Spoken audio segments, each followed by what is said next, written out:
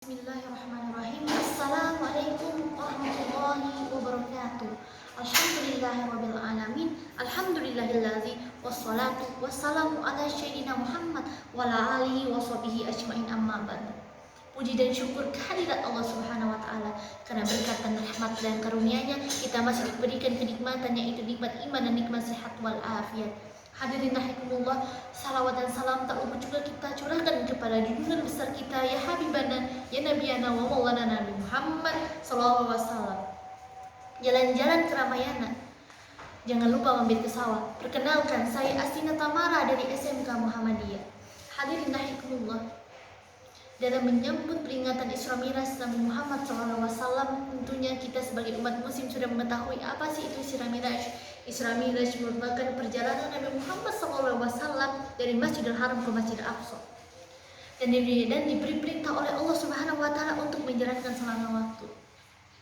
Hadirin rahimahullah, bagaimana sikap kita dalam menyambut peringatan ini?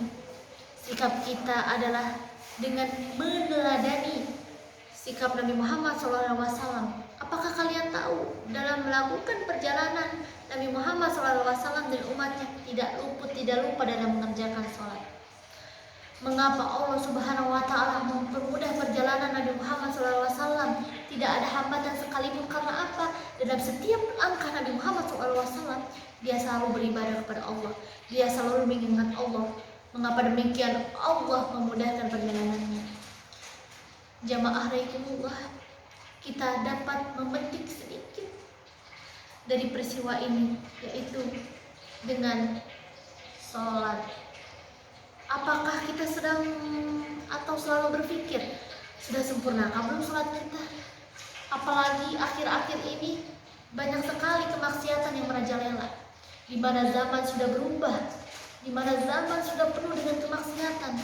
Jamaah rahimakumullah, tentunya kita sebagai umat muslim harus selalu mengerjakan sholat. Mengapa demikian? Karena sholat merupakan tiang agama. Dijelaskan dalam sabda Rasulullah SAW yang berbunyi, barang siapa orang yang mengerjakan sholat, dia termasuk orang-orang yang meninggikan agamanya. Dan barang siapa orang-orang yang meninggalkan sholat, termasuk dia orang-orang yang sungguh ingin merobohkan agamanya. Jamaah rahimahullah, kadang dalam sholat itu banyak sekali godaannya. Godaannya apa? Seperti sholat ingin kita dipercepat, sholat kita diperburu-buru, dan sholat kita yang dipersingkat. Ada pula sholat yang kita tinggalkan. Mengapa demikian? Karena dalam hati kita tidak ada yang namanya kata sholat. Karena apa? Karena kita kurang khusyuk, kita kurang meneladani apa sih itu sholat. Jamaah rahimakumullah, sholat itu adalah kewajiban kita sebagai umat muslim dan merupakan rukun Islam yang kedua. Barang siapa orang-orang yang meninggalkan sholat, dia termasuk orang-orang yang kafir, tapi tidak disengaja. Jamaah rahimakumullah, tentunya dalam peringatan ini kita aplikasikanlah cerita ini ke kehidupan sehari kita. Mulai saat ini, mulai detik ini, kita kerjakan sholat, sempurnakan sholat kita, jagalah sholat kita. Janganlah maksiat kalian kerjakan, sholat pun dikerjakan. Habis pahala kita jika melakukan kemaksiatan. Percuma saja, sia-sia sholat kita jika kita meninggalkan sholat. Jamaah rahimakumullah, Nabi Muhammad SAW selalu diberi kemudahan oleh Allah Subhanahu wa taala. Karena apa? Karena dia selalu mengerjakan ibadah, karena dia selalu mengingat Allah. Kita sebagai umat muslim, apa daya kita? Sudah tidak mengerjakan sholat, tapi kita berdoa kepada Allah, selalu berdoa kepada Allah. Kita merengek menangis kepada Allah, ya Allah, mengapa hidup saya begini, mengapa hidup saya begini? Kita sudah berpikir, sudah sempurna belum sholat kita? Sholat kita acak-acakan, tapi kita minta urusan kita dilancarkan. Jamaah rahimakumullah, kita harus memiliki sifat ikhtiar.